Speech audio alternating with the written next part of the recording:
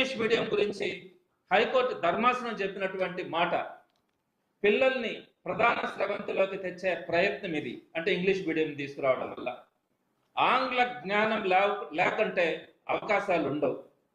పిల్లలను ప్రధాన స్రవంతిలోకి తీసుకురావడానికి ప్రభుత్వం ప్రయత్నిస్తుందని, ఇది మంచి పరిణామమని వ్యాఖ్యానించింది.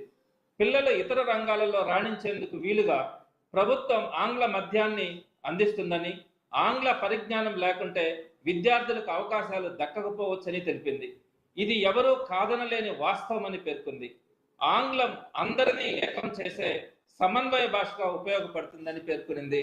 ఆంగ్ల మాధ్యమాన్ని కంటిన్యూ చేయడంలో తప్పు లేదు, చేయాలని ఈరోజు హైకోర్టు ధర్మాసనం నిన్న రోజున తీర్పునిచ్చింది. దీన్ని బట్టే ఈరోజు వీరు చేసినటువంటి కుట్రలన్నీ కూడా, ఎన్ని రకాలుగా ఇంగ్లీష్ మీడియం విద్యని ఆపాలని చేస్తున్నటువంటి ప్రయత్నాలన్నీ కూడా ఆగిపోయినటువంటి పరిస్థితి.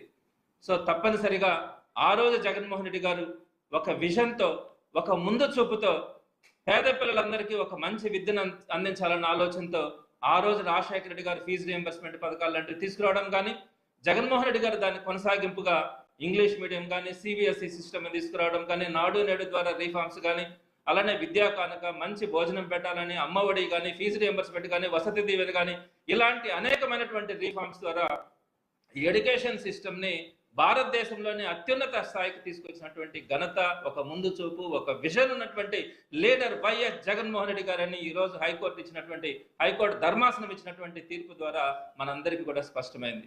వీళ్ళు కోర్టుకు వేసిన తర్వాత కూడా ప్రభుత్వం నుంచి కూడా సరైనటువంటి కౌంటర్ కూడా పొరపాటు చేస్తున్నామన్న ఆలోచనతో ప్రభుత్వం కూడా వారు ఇచ్చినటువంటి కౌంటర్లో తెలిపినా కూడా కోర్టు ఇచ్చినటువంటి నిర్ణయం ప్రకారం ఇంగ్లీష్ మాధ్యమం తప్పనిసరిగా పిల్లలకి అవసరం, దాన్ని ఖచ్చితంగా పెట్టినప్పుడే పిల్లలకి మంచి అవకాశాలు ఉంటాయని చెప్పి హైకోర్టు తీర్పునివ్వడం అన్నది జగన్మోహన్ రెడ్డి గారికి ఉన్నటువంటి విజన్ కానీ, ముందు చూపు కానీ ఈరోజు యావత్ భారతదేశానికి అర్థమైందని కూడా ఈ సందర్భంగా మీ అందరికీ కూడా తెలియజేస్తా ఉన్నాను.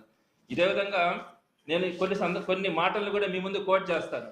ఆ రోజు తెలుగు సబ్జెక్టుని కంపల్సరీగా పెడుతూ ఇంగ్లీష్ మీడియంలో ఎడ్యుకేషన్ ఉండాలని ఒకేసారి 10th క్లాస్ దాకా కూడా ఇంగ్లీష్ మీడియం తీసుకురాల జగన్మోహన్ రెడ్డి గారు. మొట్టమొదటిగా 2020-21 సంవత్సరంలో 6వ తరగతి వరకు మాత్రమే ఇంగ్లీష్ మీడియం తీసుకొని వచ్చి, ఆ తర్వాత ఒక్కొక్క సంవత్సరం 7, 8, 9, 10, 2025 సంవత్సరం దాకా 1 by 1 ఒక్కొక్క సంవత్సరాన్ని ఇంగ్లీష్ మీడియంకి పెంచుకుంటూ ఇంగ్లీష్ మీడియాన్ని ప్రతి పేద విద్యార్థికి కూడా తీసుకురావాలని ఆ రోజు ఆయన నిర్ణయం తీసుకొని ముందుకెళ్తే, ఇదే చంద్రబాబు గారిని, లోకేష్ గారు కానీ మాట్లాడినటువంటి మాటలు కొన్నింటిని నేను మీకు కోట్ చేస్తాను. 2019 నవంబర్ 22వ తారీఖున లోకేష్ గారు అన్న మాట ఏంటంటే, ప్రభుత్వ పాఠశాలల్లో మాతృభాషని కంటిన్యూ చేయాలా, మాతృభాషలోనే ఉండాలా అని చెప్పి ఆయన నారా లోకేష్ గారు మాట్లాడినటువంటి మాట. 2023 అక్టోబర్ 21న పవన్ కళ్యాణ్ గారు ఏమన్నారంటే, మేము వస్తే తొలి కేసు ఇంగ్లీష్ మీడియం మీదనే, సర్కారు స్కూళ్ళలో టోఫెల్ కానీ, ఐబీ కానీ ఈ విధానాలపైన మేము కేసులు వేస్తామని చెప్పి పవన్ కళ్యాణ్ గారు మాట్లాడినారంటే అసలు ఎడ్యుకేషన్ గురించి, పేద విద్యార్థుల గురించి ఆయన ఏమనుకుంటున్నారన్నది ఆలోచించాలా.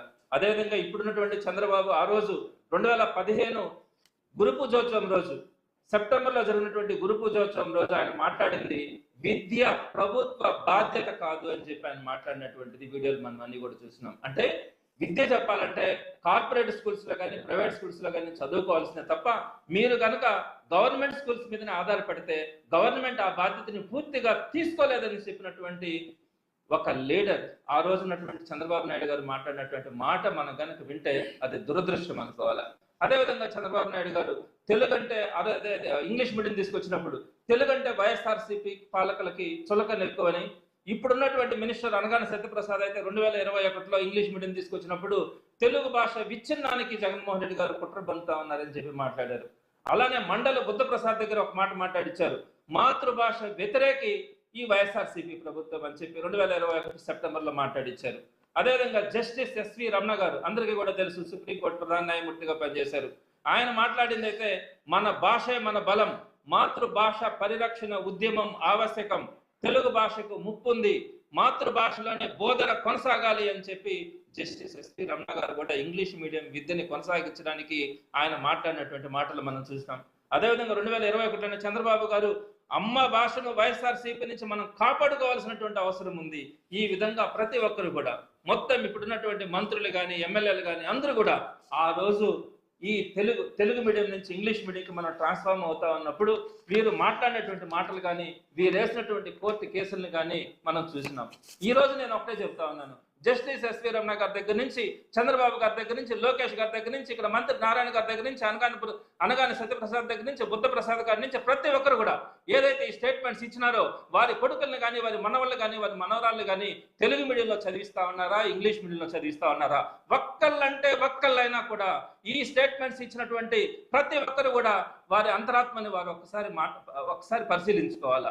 వారి కుటుంబంలో ఉండేటువంటి వాళ్ళ బిడ్డలను కానీ, మనవల్ని కానీ, మనవరాళ్ళని కానీ ఒక్కరినైనా కూడా తెలుగు మీడియంలో చదివించాలనే ఆలోచన వారికి రానప్పుడు ఆ పేద విద్యార్థులు ఇంగ్లీష్ మీడియంలో చదివితే మీకెందుకు అంత కడుపు మంట? మీ కళ్ళల్లో ఎందుకు అంత మంటలు పోసుకున్నట్టుగా మీరు మాట్లాడతారు? ఎందుకు అంత కుట్రలు పన్నారు? ఈ రోజుని కూడా ఇంగ్లీష్ మీడియం పేద విద్యార్థులకు అందకూడదని మీరు ఎందుకు ప్రయత్నాలు చేస్తూ ఉన్నారు?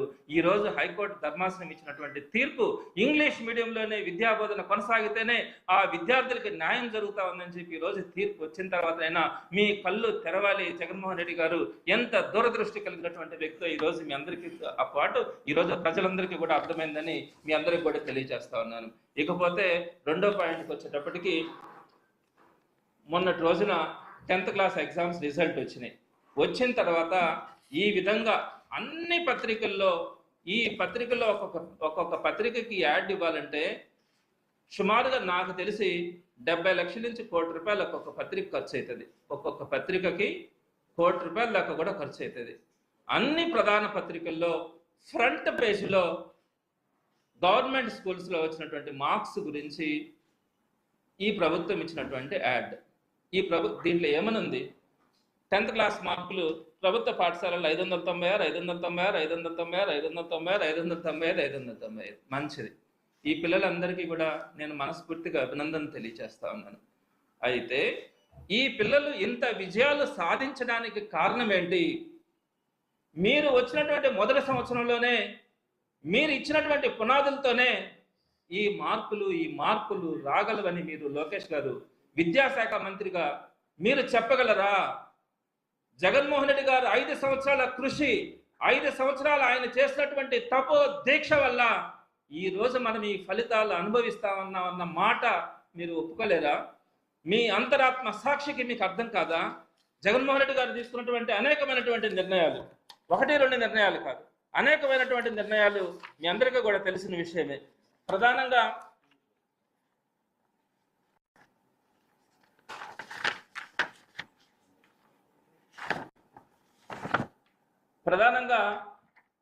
మనం చూసాం, నాడు నేడు ద్వారా సుమారుగా 38,000 ప్రభుత్వ పాఠశాలల్ని ఆ రోజు జగన్మోహన్ రెడ్డి గారు రీఫార్మ్ చేసినారు.